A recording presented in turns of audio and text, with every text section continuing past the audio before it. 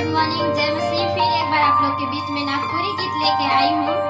उसका बोल है, ऐसन विश्वास रहे रे मनवा सोचा, सदरक मेशक अबदनागो कर। इस प्रकार से गीत है, जरूर आप लोग सुने।